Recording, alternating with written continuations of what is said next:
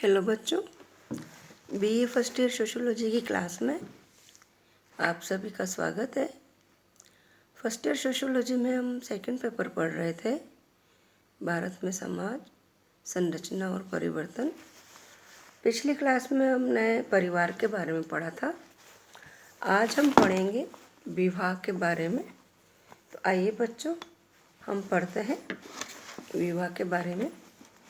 विवाह के बारे में आज जो हम पढ़ेंगे, जो बातें पढ़ेंगे, जिन बातों का अध्ययन करेंगे विवाह के बारे में, वो है विवाह का अर्थ, परिभाषा, विवाह के उद्देश्य, विवाह की विशेषता और विवाह के प्रकार। तो आइए बच्चों, हम पढ़ते हैं विवाह के बारे में। जैसा कि बच्चों आप जानते हैं कि विवाह रूपी संस्था किसी न किसी रूप में विश्व के सभी समाजों में पाई जाती है। विवाह ही परिवार एवं नातेदारी का आधार है और विवाह के द्वारा एक व्यक्ति गृहस्थाश्रम में प्रवेश करता है, जो अन्य सभी आश्रमों का मूल है। हिंदुओं में विवाह संस्था का सामाजिक संरचना में एक विशिष्ट स्थान है तथा यह विश्व के अन्य समाजों में पाए जाने वाले विवाहों से भिन्नता लिए हुए हैं, क्योंकि हिंदुओं में विवाह को एक धार्मिक संस्कार के रूप में माना जाता है और प्रत्येक हिंदू के लिए विवाह एक अनिवार्य कर्तव्य माना गया है। धार्मिक दृष्टि से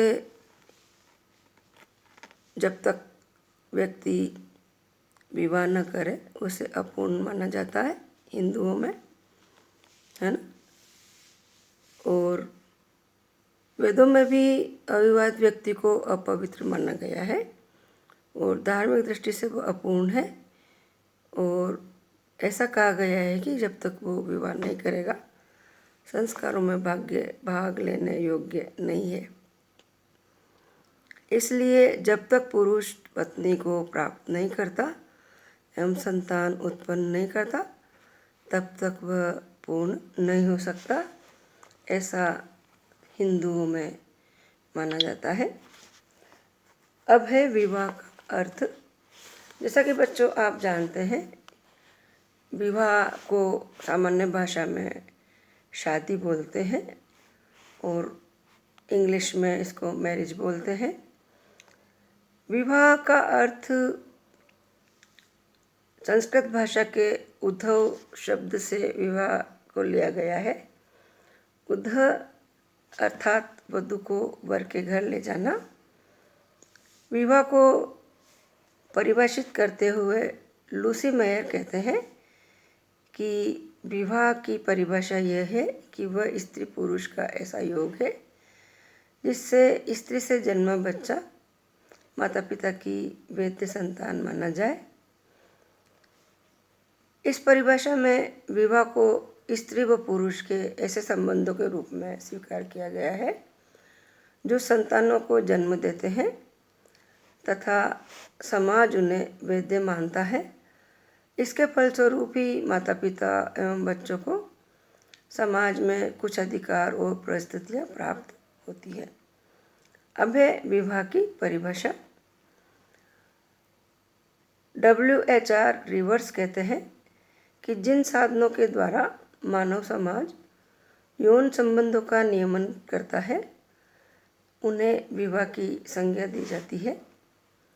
वेस्टरमार्क कहते हैं कि विवाह एक या अधिक पुरुषों का एक या अधिक स्त्रियों के साथ होने वाला वह संबंध है जिसे प्रथा या कानून स्वीकार करता है और जिसमें इस संगठन में आने वाले दोनों पक्षों एवं उनसे उत्पन्न बच्चों के अधिकार एवं कर्तव्य का समावेश होता है। इस प्रकार से वेस्टरमार्क ने विवाह बंधन में एक समय में एक से अधिक स्त्री पुरुषों के संबंधों को भी स्वीकार किया है जिन्हें प्रथा और कानून की मान्यता प्राप्त होती है। पति पत्नी और उनसे उत्पन्न संतानों को कुछ अधिकार और दायित्व भी प्राप्त होते हैं। बोर्गार्डस कहते हैं कि विवाह स्त्री और पुरुष के पारिवारिक जीवन में प्रवेश करने की एक संस्था है। मजूमदार एवं मदान लिखते हैं कि विवाह में कानूनी या धार्मिक आयोजन के रूप में उन सामाजिक स्वीकृतियों का समावेश होता है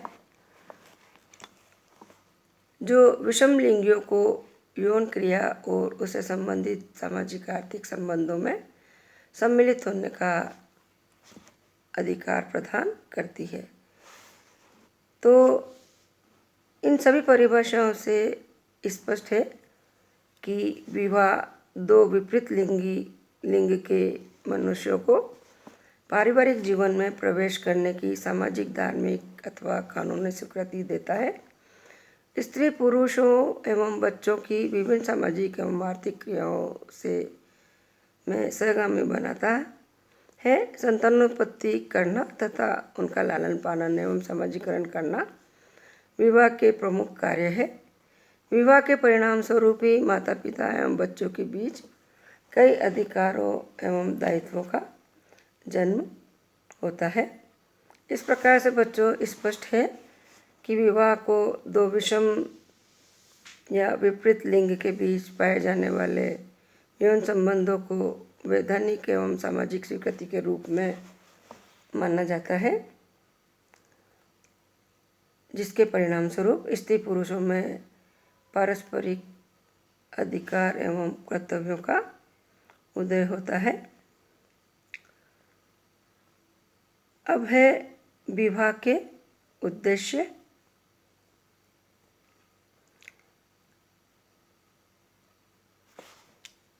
जैसा कि बच्चों, जब हम विवाह के उद्देश्य के बारे में सोचते हैं तो पाते हैं कि विवाह दो विपरीत लिंगियों के यौन संबंध स्थापित करने की सामाजिक या कानूनी स्वीकृति प्रदान करता है।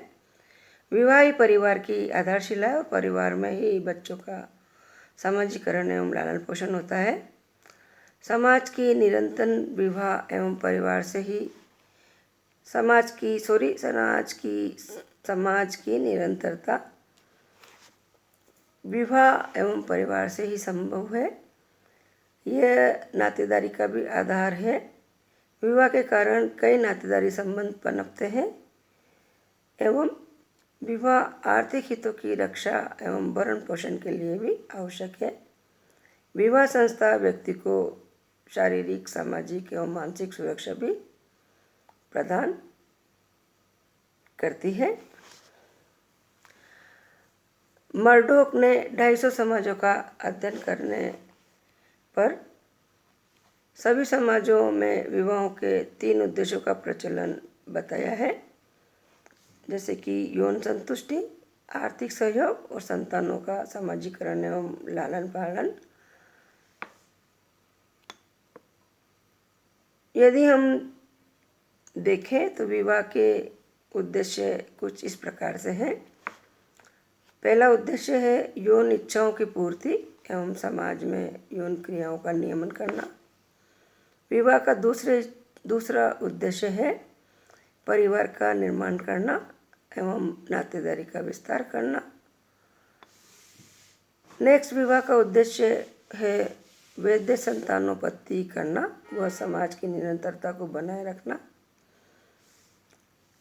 नेक्स्ट उद्देश्य है संतानों का लालन पालन एवं सामाजिकरण करना। विवाह का अगला उद्देश्य स्त्री पुरुषों में आर्थिक सहयोग उत्पन्न करना और विवाह का उद्देश्य मानसिक संतोष प्रदान करना भी है। इसके अलावा माता पिता एवं बच्चों में नवीन अधिकारों एवं दायित्वों को विवाह ही जन्म देता है। विवाह का एक उद्देश्य ये भी है कि ये संस्कृति का एक पीढ़ी से दूसरी पीढ़ी को हस्तांतरित करता है।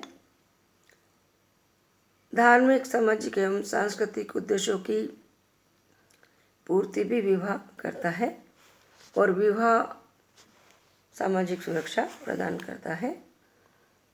स्पष्ट है कि विवाह केवल व्यक्तिगत संतुष्टि का साधन मात्र ही नहीं है, वरन सामाजिक क्रिया विधि भी है, जिससे समाज की संरचना को सुदृढ़ता प्राप्त होती है। मजूमदार और मदान के शब्दों में विवाह से व्यक्तिगत स्तर पर शारीरिक, यौन और मनोवैज्ञानिक संतान प्राप्ति और संतोष प्राप्त होता है। तो व्यापक सामूहिक स्तर पर इससे समूह और संस्कृति के अस्तित्व को बनाए रखने में सहायता मिलती है। तो जैसा कि बच्चों आपको पता लगा कि विवाह के उद्देश्य क्या है। विवाह के कारण परिवार का जन्म होता है और दो विपरीत लिंग के व्यक्तियों को यौन संबंध बनाए रखने की समाज से छूट प्राप्त होती है और जिसके कारण संतान उत्पत्ति होती है और संतान का पालन भरण पोषण और सामाजिकरण विवाह के बाद ही परिवार में संभव हो पाता है। और विवाह ऐसी संस्था है जो परिवार को एक सुरक्षा, मानसिक संतोष और आर्थिक सहयोग देती है। आज इतना ही। Thank you. अगला टॉपिक अगली क्लास में पढ़ेंगे।